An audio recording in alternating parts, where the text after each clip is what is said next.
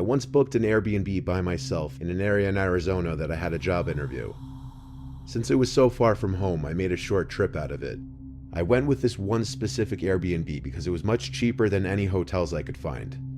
It was about half an hour away from where I'd be interviewing for, which was fine with me. It was off some dead-end, secluded road, and it had a nice view of the desert in the backyard. I brought my laptop with me to get work done at my at-the-time current job during the day, so that kept me busy most of the days I was there. I stayed for 3 days. My interview was on the second day that I was there, which was a Tuesday.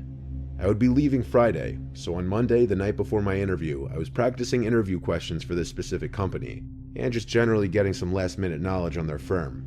I was doing this on my laptop in the living room of the little house, probably around 9 p.m., when there was a tap at the window. I say tap because it wasn't exactly a knock. It sounded more like it could have been someone's finger. My head, of course, swung to the left to look at the window in reaction.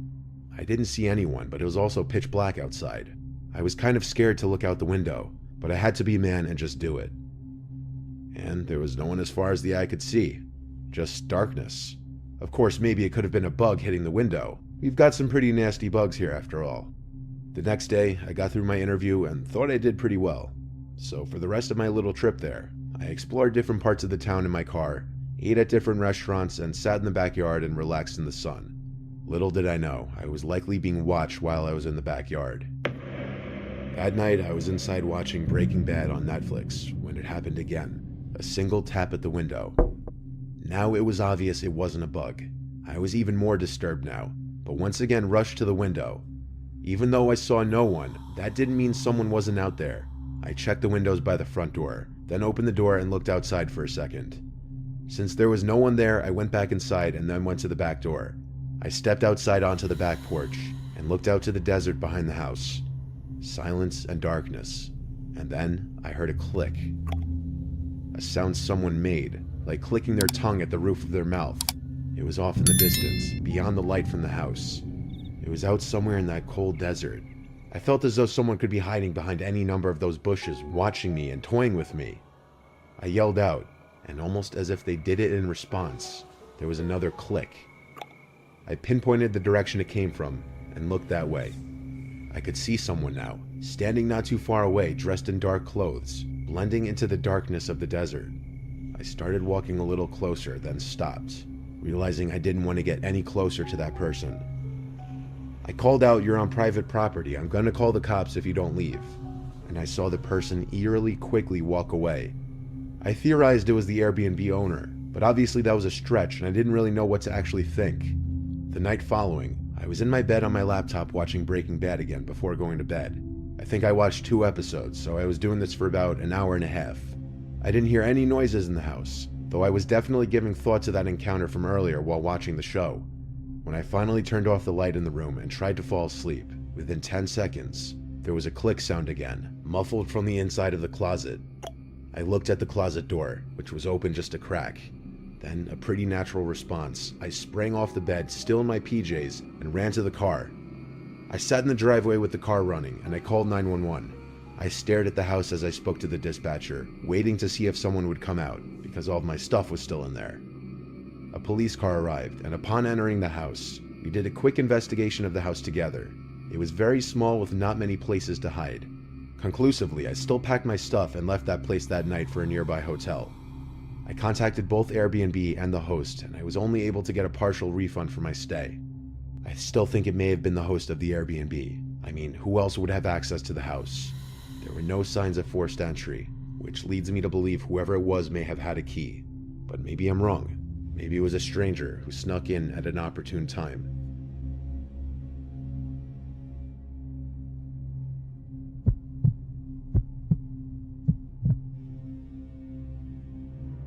My wife Cheryl and I have been together for 10 years, and we got married 2 years ago. We just got a house together not even a month ago, and things couldn't have started on a worse note. We moved to a small inland town of Georgia called Waycross. That's all the details I'm giving though, to avoid any more possible issues. We're on a quiet street with a big property that sits in front of a medium-sized patch of woods, which was one of the factors that really appealed to my wife and I. We plan to adopt a dog and raise kids here, so we wanted a big property for the dog and kids to play around on. We both work similar shifts. I get home around 5 and she gets home around 6 most of the time. The first 2 nights in the house went completely normal. It was the weekend, so we spent our entire days unpacking.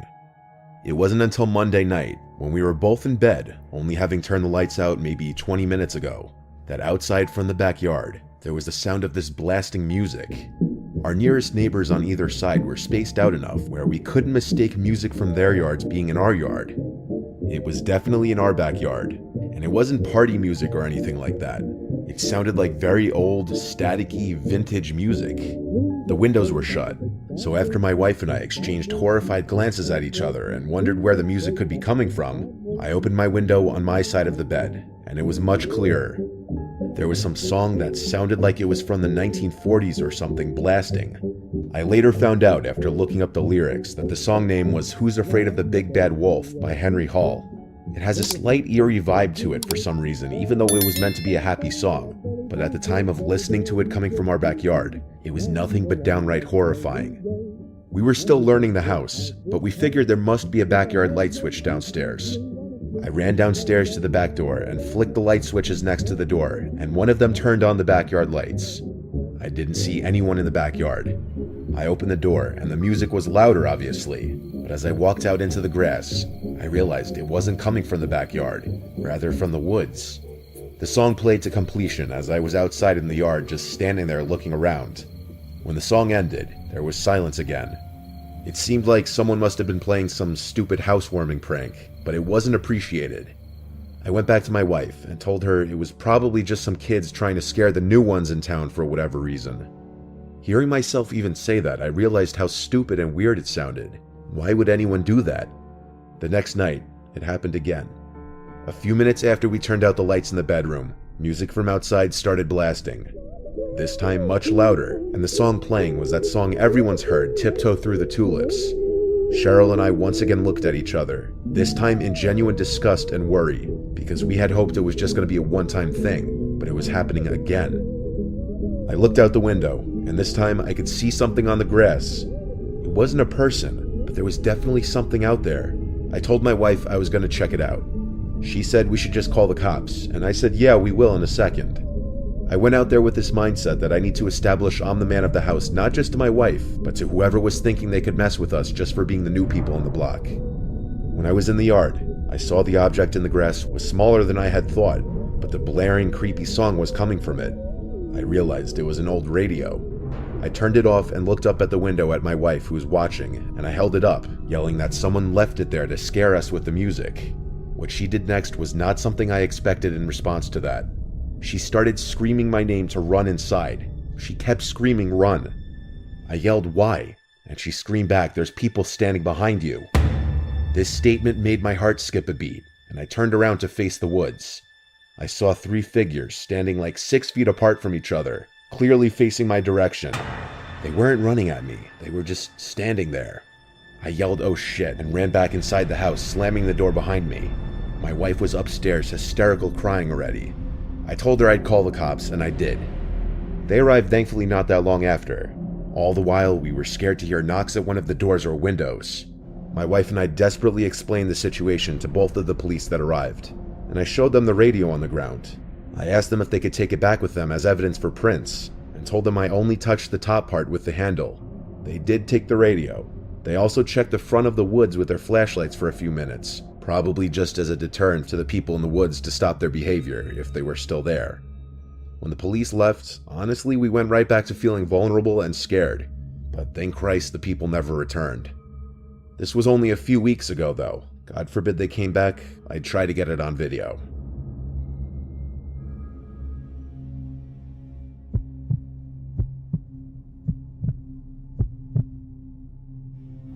I've worked as a nurse in multiple hospitals and facilities. Before the current hospital I work at, I worked at a geriatric hospital 30 minutes from my house. I had experience working with older patients before, so this was nothing new to me. I had been working at this hospital for only a couple of weeks, and you'll soon understand why. This was on my second to last shift at this hospital, unbeknownst to me at the start of that night. I was working the graveyard shift, and I was running on negative hours of sleep. I was assigned to the Alzheimer's ward. The patients in this ward absolutely adored me. My presence as a young girl in her 20s among the residents of this ward who were otherwise left to themselves to float around in their minds, I'm sure saw me as a breath of fresh air, someone who could tie them to the now or to the everyday. If you're just left to yourself, you can mentally go to other places, but with someone else in your space, you're tied to that moment in time. I was dealing with a number of patients that night, but one was a little more restless than the others. Her name was Lena. This was my first night dealing with her, and she kept telling me anytime I'd enter her room about the voices she kept hearing and the man dressed in black she kept seeing in the corner of the room. The other lady in her room requested her curtain be closed before my shift started so that Lena would leave her alone. She was a sweet lady that smiled whenever I was around her, but she didn't say much and was very forgetful. Since I started my shift around 9 p.m., most of the patients were asleep by 11, but not Lena. Whenever she called me into the room, she'd be frightened of these alleged voices she was hearing, and the man in black that kept staring at her in the corner of the room. Not gonna lie, it was creeping me out a little. I believed that in her mind she was seeing and hearing these things, and I sympathized with her because I imagined them to be very scary. But still, I tried my best to calm her down and get her to go to sleep. I didn't want to turn on the TV to calm her down because I wanted to be courteous of the other patient in the room. I held Lena's hands and told her it's okay, to breathe and to relax. I reminded her that she wasn't here alone, and I was always just a call away. This seemed to do the trick. Lena relaxed for a while, and the next time I came in the room, she was asleep. Once most, if not all, of the patients are asleep, the night goes much slower. Time almost moves in reverse. An hour or two later, I was in the linen room stocking my cart when I heard something in the room. It was a relatively small, dead quiet room. I had the door closed too. That's why hearing another noise was weird.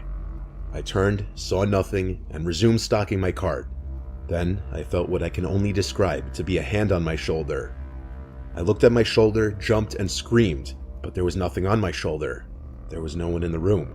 Yet, I knew I felt something large basically grab my shoulder. I went out in the hall for a second to peek my head. No other nurses in sight. Dead quiet. I had nothing else to do but resume what I was doing. I continued stocking the cart until it was full. Then I turned to face the door. And I fell to the floor and started screaming as my heart was immediately in my throat. There was a man dressed in black standing outside the door, looking through the glass, smiling. My screams were loud enough to wake the entire ward. The man disappeared out of sight through the glass window of the door. Seconds later, the door opened and one of my fellow nurses came in to help me off the floor as I was hysterical. I asked her if she saw the man dressed in black. Her response was, "What man? There's no one else here." We checked all the rooms in the ward. There wasn't anybody dressed in black in there. My screams woke Lena from whatever light sleep she must have been in, and when I came into her room, she started talking of the voices. This time the screams, which she didn't know were my screams. I asked her what this man in black looked like, if he was smiling. And she looked at me, and I noticed her eyebrows point down, as her expression changed to look the most focused I'd seen her the entire day. She asked, "How did you know?" And even with my heart still racing, I felt it skip a beat as she said this. She started screaming now, screaming, "Get me out of here, he's coming." The other nurses came in and tried to calm her down. I was switched to a different ward that night with someone else, and I eventually ended up going home early because I was just so freaked out.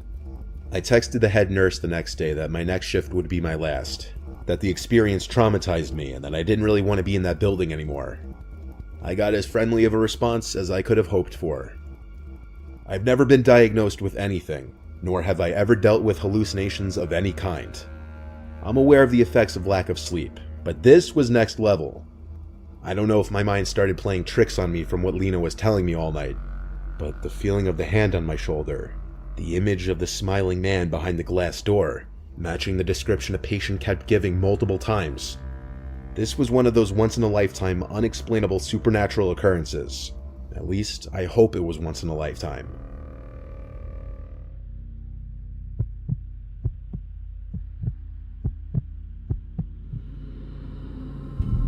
I was driving home from work one night, taking my usual route home. I got out at midnight, so it was probably 12:15ish at this point. My town is pretty quiet and boring. A lot of woods everywhere, and not a lot of people or houses. I was on this road not far from my house with a cornfield on one side and a patch of woods on the other. It was midsummer and like 75 degrees, so I had my convertible top down. I was cruising down the street going like 50 when I heard a loud, blood-curdling woman's scream come from one side of the road, but I couldn't tell which one. I brought the car to a quick halt by slamming on the brakes and listening. There was a woman's cry from the left side, in the woods. She was crying for help. I got out of my car and grabbed the baton from my back seat. I walked towards the woods and called back, "Who's out there?" and the woman immediately called back, "Please help me." I began to run into the woods, swiping all the twigs and bushes out of my way. I yelled out to the woman to keep screaming so I could find her. She'd every 10 seconds or so scream help, and I'd approach in that direction, running, screaming back. But pretty soon, I started to realize no matter how far into the woods I went, the woman's yells didn't seem to get any closer or louder. If anything, they were always the same distance, even though I was booking it straight in the direction of the screams. I screamed out, "Tell me where you are," and about 5 seconds later, the woman once again screamed out, "Help." I stopped in my tracks now. I didn't like this. I started to feel like I was walking into some kind of trap. I turned around and started running back in the direction I came. I ran and ran until I could see the flashing headlights of my car on the side of the road beyond the trees. The whole way back, I still heard the woman's screams, but they were still the same distance no matter how much closer to my car I got, as if she were following me back. Was I being stalked? I got in my car and just drove out of there, completely freaked out. I called 911 to report it to the authorities in case they'd want to investigate it. I wasn't sticking around there though, I was tired. After telling a few friends and family about the strange encounter, I was ready to move on with my life. But a week later, I saw something on the news that made me sick to my stomach. The dead body of a 30-something-year-old woman was found in the woods by a man hiking with his dog. Oddly, there were no signs of foul play. The location that the body was reported to have been found was the same general area where I heard the screams. While that patch of woods is very big, I can't help but feel that would be a huge coincidence.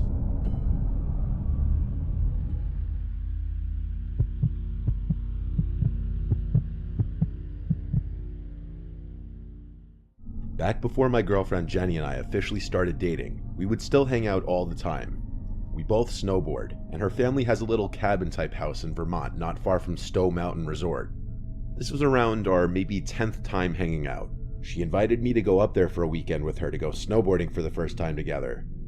It was like a 5-hour drive. As we neared her little house, we spent about half an hour on this very windy, secluded road on which we'd pass occasional driveways that would lead up into properties blocked off by walls of trees. We were way up there in the mountains. The sight of other cars by this point was something to behold. It really felt like we were alone up there.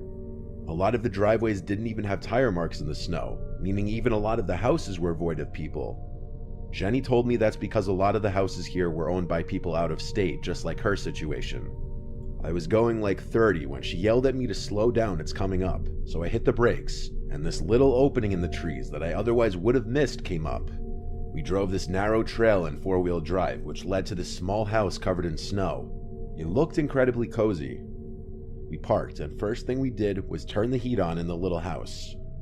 We unloaded our stuff inside, and since it was already getting dark that night, we just cooked some of the food we packed for dinner and watched a movie. Pursuit of Happiness, actually.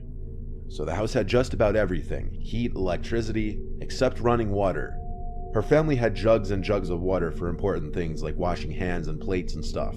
But there was no working toilet, so she told me we had to use the outhouse outside. I only had to go pee that night, so I just went out to the front deck and peed into the snow. It was also snowing out that night. We fell asleep at some point during the second movie we watched, and we woke up pretty early to our phone alarms. We wanted the freshies on the mountain. We started getting ready to drive up to the ski resort. After breakfast, I had to go out to the outhouse though. I ran out to the outhouse in my shoes, and my feet started to freeze. On my way to the outhouse though, I saw footprints in the snow. They were kind of big, but I couldn't tell if they were boot marks or animal prints. I followed the trail, and it actually wrapped around the house and then went into the woods. I called Jenny outside, and she came to look and said it was probably a black bear since they're everywhere up here. So I went, did my business, and we set off to the ski resort, where we had a good 8-hour run. Afterwards, we stopped at a diner to eat, and then went back to the house. By this point, it was pitch black outside and snowing again. We set up a fire and got the heat on full blast and started blasting some music. We started to drink, and eventually I had to break the seal and pee. But also, if I was throwing my boots on anyway, I figured I'd do all my business in the outhouse. I ran out into the snowstorm and to the outhouse once more. This time I slammed the door shut to prevent snow and cold air blowing in my face. I heard the blasting music from inside the house still, but then over that, I heard the crunching sound of footsteps in the snow, passing the outhouse. "Jenny?" I yelled. No answer. The footsteps just walked away. I brought my phone with me, so I just texted her, "Are you outside?" It didn't immediately deliver though, because my cell reception sucked up there. A few minutes passed and I was still in the outhouse. I was just about to finish when the blasting music suddenly stopped. It was just pure silence, minus the sound of snowflakes hitting the ground outside. As soon as I stepped out of the outhouse, I realized it was pitch black out here now. The lights from the house were off. I figured maybe the power went out. I used my phone's flashlight and noticed a fresh pair of footsteps in the snow leading to the house. I followed the footsteps to the front door. They seemed to stop, then continue around the house. I banged on the door and yelled Jenny's name. Suddenly the door opened and an arm pulled me inside the house. It was Jenny. She slammed the door shut and locked it. She whispered that there was a man who tried to open the door, which she locked as soon as I went to the outhouse because she was scared being alone. When she saw the person at the door wasn't me, she cut the power and hid in a corner in the living room and watched in horror as a stranger walked past the living room window slowly, looking inside. I came to the door only a couple minutes after this happened. Jenny told me about the secret cellar in the floor that her dad kept a couple rifles and shotgun in. Navigating in the dark, I found the handle to it and lifted it open. Now using my flashlight, I climbed down the little ladder and grabbed one of the guns off the wall. We then waited on the couch in the dark, afraid to turn the lights back on, exposing ourselves to whoever was out there. The closest neighbors were not a short walk. Jenny said it wouldn't have been any of them, and odds are they weren't even in Vermont right now. Once again, the only sound was the sound of snowflakes hitting the ground outside, until the sickening sound of footsteps in the snow outside returned. I took the loaded gun and marched to the front door, opened it, and shot like 3 rounds into the air, screaming. The footstep sounds were gone. I'd imagine they ran off, and the sound of the shots echoing into the air masked the sound of the footsteps running away. We left the next morning under the recommendation of her father, who said it's best to not be there at the moment. They don't really have anything they're worried about being stolen, so we just got the hell out of there the next day. At least we got our full day of snowboarding in. That horrific night was definitely an experience, to say the least.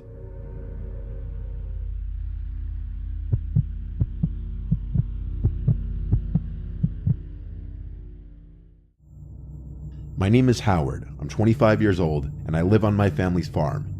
I help take care of it when my parents are out of town. It's just a little family farm, not a commercial farm or anything like that. My parents want me to take it over when they're too old to take care of it anymore, as I'm the oldest of 3 and the only son. But honestly, I don't really want to. I don't see myself staying in the middle of Arkansas my whole life, and especially not after something really weird that happened only last July. My parents were on a romantic trip for a week, and so it was my 2 sisters Crystal and Morgan and I taking care of the property while they were gone. There's not much around here, lots of privacy and such, a little too much in my opinion. Except for this one night. It started later on in the night as it was approaching time to go to bed. My sisters do college online. Crystal takes summer courses, and so she was in her room on her laptop doing work. Morgan and I were just hanging out watching some dumb show in the living room. All 3 of us kind of want to get out of the farm lifestyle. Me especially, since I'm oldest and in the prime of my 20s. One dreaded part of farm life is the predators though. Not just the animals that come and eat your produce, but the people that come and steal from you. Believe it or not, it happens. It hasn't happened many times to us, but it does happen. We have a few guns in the house for this exact reason. Our 2 dogs outside suddenly started going crazy in the backyard. Something spooked them for sure. I first thing went outside to the yard to see what they were barking at. They both were looking in the direction of the crops, going crazy. I yelled at them to shut up, and they went quiet. I stepped right in front of the crops and listened. I heard a whistling from inside of the cornfield. It was undoubtedly a human's whistling. This was the first time I was experiencing a trespasser on the property with my dad not here. I had to hurry inside to get one of the guns. the dogs started barking again. I told my sisters that someone's outside in the cornfield and I had to go chase them away. They both said that was a terrible idea to go run into the cornfield in the dark, and they knocked some sense into me when I realized they were right. I also realized how downright terrifying that would be. So instead, I went out back to the dogs once more going crazy, barking in the direction of the crops. I aimed the gun into the air and fired off a shot which echoed into the night, silencing the dogs. I also was on some kind of power trip in the moment and screamed out to get off our land as loud as I could. I felt that would have done the trick and went back inside. My sisters were both laughing, which caused me to laugh too, but our little laugh amongst each other didn't last long, because the dogs started going crazy again, even crazier this time. I went back outside, ready to do the same thing again, but I felt my heart skip a beat when I saw the guy standing about 20 feet from the dogs, right in front of the cornfield. He looked at me and I screamed, "Hey," at which point he ran into the cornfield. I started running over and fired another shot into the air. I stopped by the dogs. There was no chance in hell I was going in there. I wasn't about to leave the dogs out here either. I unclamped their chains from the hooks and brought them inside the house. I told my sister someone was sneaking around in the cornfield. So what did we do? We called our dad. He told me I had to be the man of the house and protect my sisters. He recommended I fire another warning shot outside if whoever it was came back. After this, we all just gradually went to our respective rooms. My sisters each brought one of the dogs in their rooms and I brought the gun in my room, just because we were all a little spooked by this. I had the window open, and as I was laying in bed watching a movie on my laptop, I heard a whistling from outside. I hurried to the window and looked out to see someone slowly walking in the grass. Then, like he had some sixth sense, he stopped walking and turned to look at my window, still whistling. This jerk was obviously trying to mess with us and scare us. A very stupid idea when I already made it clear I had a gun. I ran to grab the gun off the bed and aimed it out the window. I shot at the grass a few feet away from him, purposely missing, of course. This cut his little horror movie act short, and he ran out of view of my window towards the front of the house. This time he didn't come back. He'd have to be a fool to come back after that. I obviously told my sisters why I shot, and I assured them he would not be coming back. We never found out who it was or why. It could have been some teen or multiple teens just trying to scare some innocent farmers for fun, or it could have been an actually dangerous person.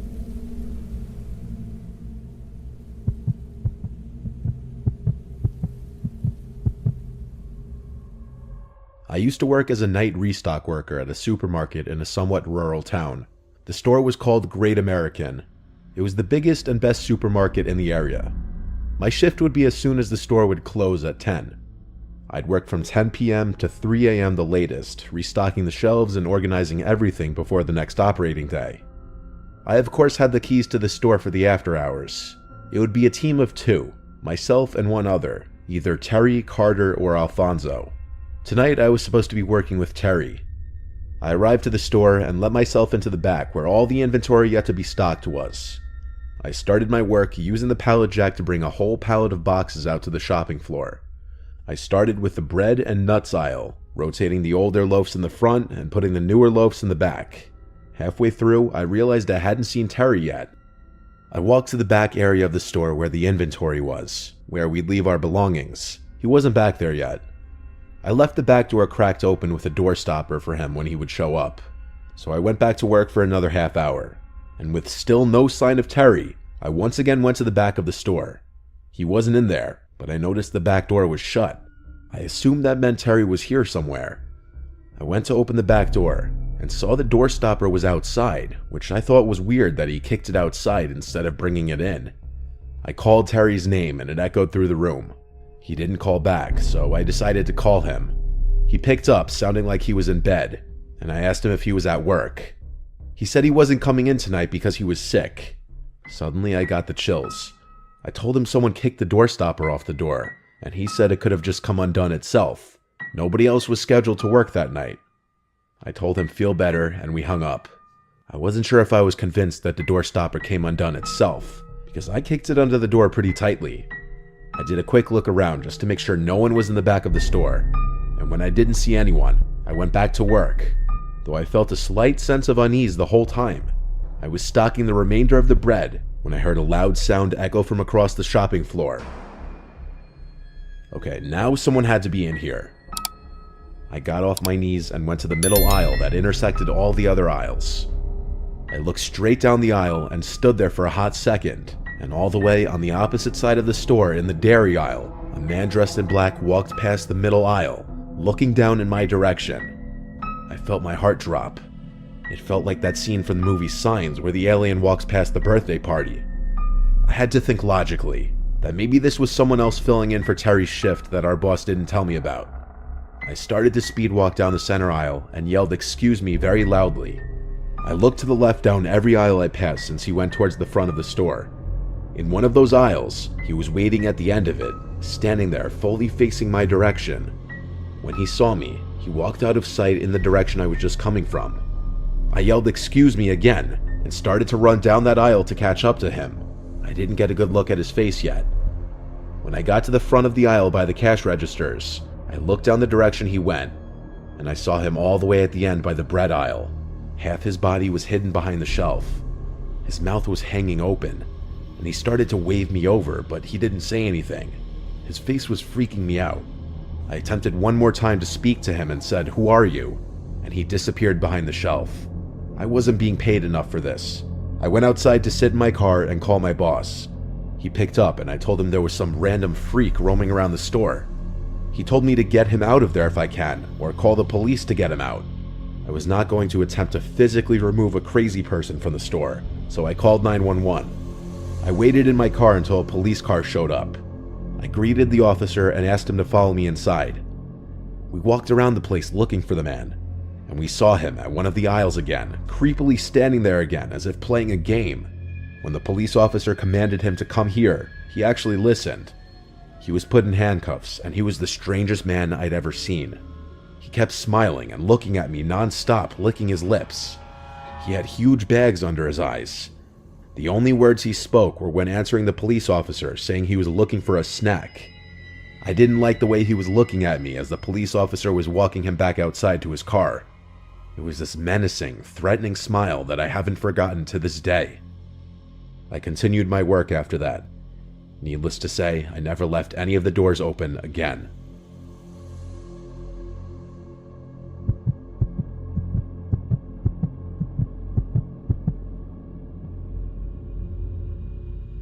A long time ago, I'm talking like 8 years ago, two friends and I, James and Sean, did something really stupid. But at the time, doing stupid things was what we did to pass the time. We're not really friends with James anymore, but Sean and I still talk often, and so oftentimes we'll talk with each other about this story. We were 19 years old. We lived in bumfuck New Jersey. Lots of vacant houses in our old town.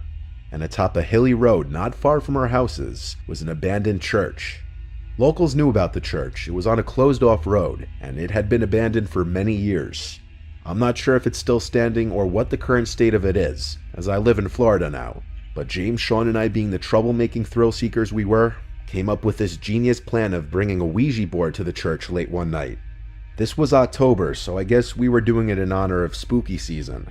Sean had the Ouija board in his closet, so he brought it. I drove the three of us, so I first picked up James, then Sean, and we just drove straight towards the church. Since the road up the hill to the church was literally blocked off, we had to park on the side of the road and walk from there. We followed the road up the hill to the church, using one flashlight at first, so as not to overdo it and draw any possible attention. But once we were atop the hill, we pretty much all three of us turned on our flashlights. The church was surrounded by woods in basically all directions, and had a gravel parking lot alongside it. The church had been broken into 1,000,000 times before, and was littered with graffiti, so the big front door was already ajar. Two of us had to work together to pull it open because it scraped on the floor though.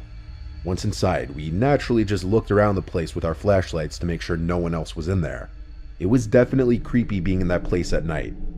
Sean set up the Ouija board. Then he pulled out these 3 candles from his backpack as well, and he laughed and said it would add to the experience. He placed the 3 candles in a triangle formation around the board, and as they were all lit, we turned off our flashlights. Now the only light in the whole place was from the candles, creating a much more eerie and uncomfortable vibe. We really couldn't see more than maybe 6 feet in all directions, so we began playing with the Ouija board. Sean was doing most of the talking. At this point, I can't remember exactly what he said, but but he definitely opened with "Is anybody there?" and the typical cliche Ouija board questions. The planchette started to move, and we started to laugh. I knew it was one of them doing it. I feel like it's not possible to play with a Ouija board with your friends without someone jokingly moving around the planchette. We went along with it though, and whoever was moving it spelled out a few words. As this was going on though, we heard a weird crack-type sound come from the altar of the church. Best way I could describe it is it sounded like a big piece of wood cracking in half. It was loud, and it sounded like it was done by someone. We all jumped in reaction and hurried to shine our phones' flashlights in the direction of the altar. There was no one there as far as we could see. I think both of them were just as freaked out as I was after that. But the place was old and falling apart, so some weird noises here and there didn't seem that crazy, and so we kept going. We all took turns asking the board questions, but the planchette was no longer moving. I think because that crack sound freaked all three of us out, and now we were taking it more seriously. This went on for some time, until another sound from the altar area broke the silence again. But before we even had time to shine our lights over there again, something landed on the Ouija board, causing all of us to jump and scream. It was a rock about the size of a golf ball. All three of us just had our hands on the planchette 2 seconds ago, and there was no way any of us could have done that. We all three got up and ran back out of the church screaming, leaving the Ouija board and candles behind. We ran all the way down the hill and back to my car, and fearing we were being chased, we didn't stick around. I drove us all back to James's house, where we just sat in the car for a good half hour talking, wondering what exactly just happened. Sean is very religious and superstitious as well. He was confident we had reached a spirit of some kind. I don't really believe in any of that stuff. I believe there was someone else in the church with us, which I find to be equally terrifying. Sean went back to the church the next day with James to get his Ouija board back. And to make things even stranger, the Ouija board was missing, but the candles were still in place. When they saw it was missing from the entrance, they decided to just leave right away. This remains to be the single scariest experience of my life.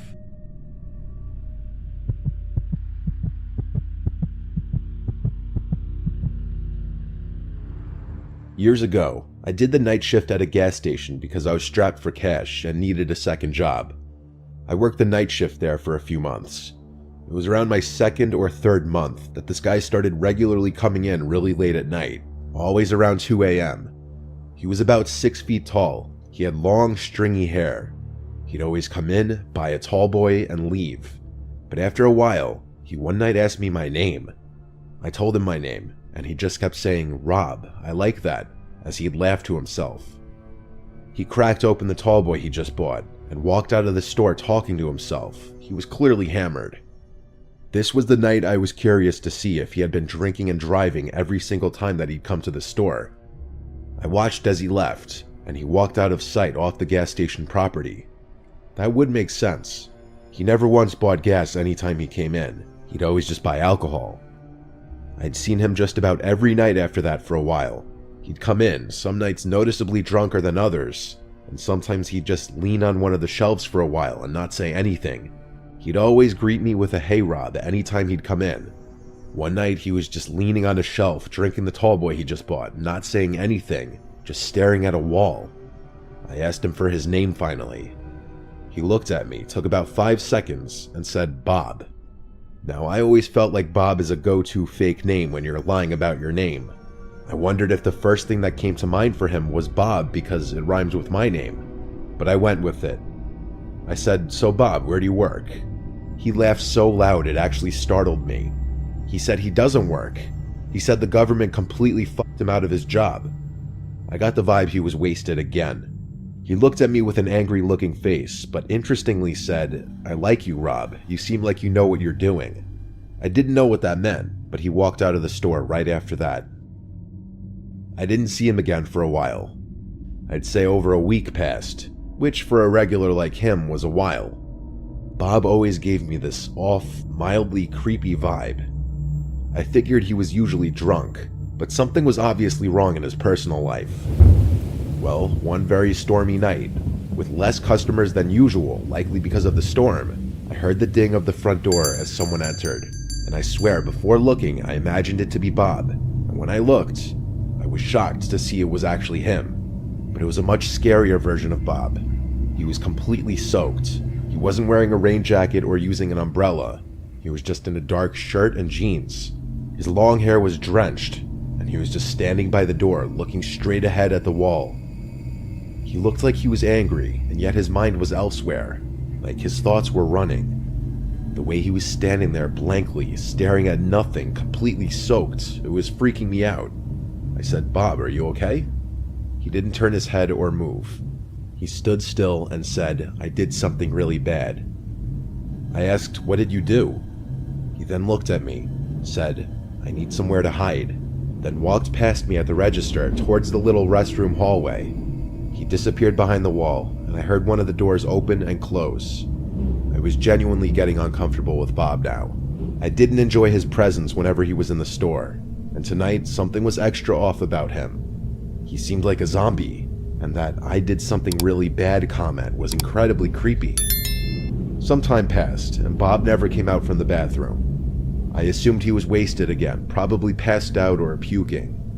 Either way, I didn't want to intervene.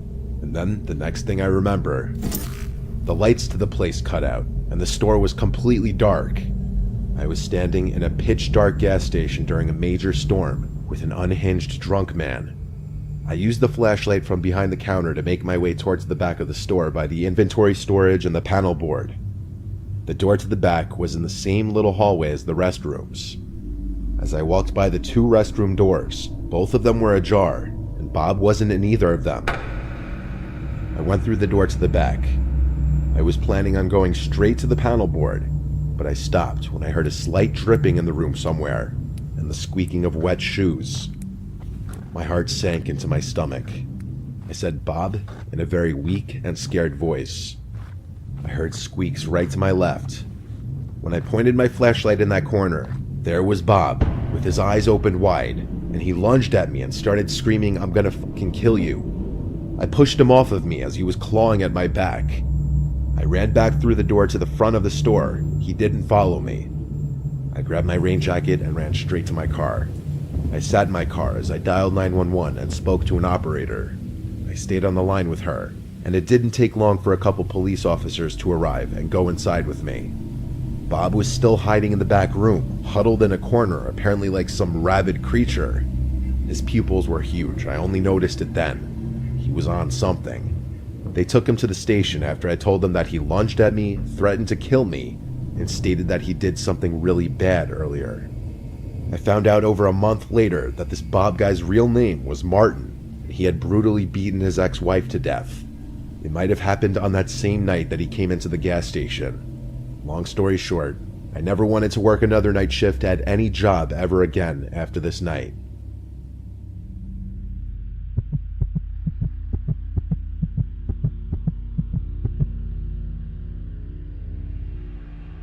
When I was 19 years old, I was still working at a nearby pizza place to help pay for food and gas and stuff. The job was always pretty easy. Just taking the order, boxing up the food when it's done, putting it in a bag, and driving it to the given address. I'd done it a million times before, and nothing weird ever happened. It was very repetitive. Tips would usually be around $3 to $5 depending on the distance. Sometimes more generous people would give 10 or more though. I remember this order was just a chicken parm hero and a regular slice. Smaller orders like this usually yielded lesser tips, but I didn't have a choice in which deliveries I did. I was on my way to the address, and of course, the house was apparently on a dead-end block. This block had a more rural feel to it than the rest of the neighborhood. One of the houses had an RV sitting on the grass with a small patch of woods next to it. The other houses looked like little farmhouses. There was a lot more space on this particular street. And then I pulled up to the address. It was this small, weird-looking house with a huge property, though. It sat next to what appeared to be an abandoned house with overgrown grass and shrubs. It was probably around 6 p.m. and it was getting pretty dark out, so it was around the time people would start putting on their lights inside their houses. But all the lights in the house were off, and I noticed the front door seemed cracked open. I began to walk over to the front door, and I heard a piano being played. It sounded like it was a couple rooms away at least, muffled by some walls or a door or something. I knocked on the door and then rang the bell after a few minutes, only the doorbell didn't work. The piano was still playing. I felt weird just walking in, so I walked around the property towards the back. The backyard was a literal mess, things scattered all over the grass. I even saw a broken, rusty chain link fence just sitting in the middle of the yard. I went to the back door and knocked really loud. I looked through the glass of the door and saw nothing except for what looked like a really messy storm room. Clearly these people were not neat freaks, to say the least. When nobody answered the back door either, I went back around front and called one of the guys at the pizzeria to confirm the address with him. He took a second to check what he wrote down, and he confirmed that I was at the correct address. So I went back to the front door, pushed it open, and heard the creepy sounding piano music still playing. I yelled, "Pizza's here." The piano stopped, someone yelled, "Over here," then the piano resumed. They were playing this simple yet creepy repetitive song as if on loop. There were also no lights on in this house, so it was almost hard to see in there. I walked straight, getting closer to the sound of the music. The smell inside the house was very musty and off-putting. When I got halfway into, I guess what you'd call the foyer, I felt very uncomfortable. I wasn't going to go any further. I yelled, "I'm by the front door, sir."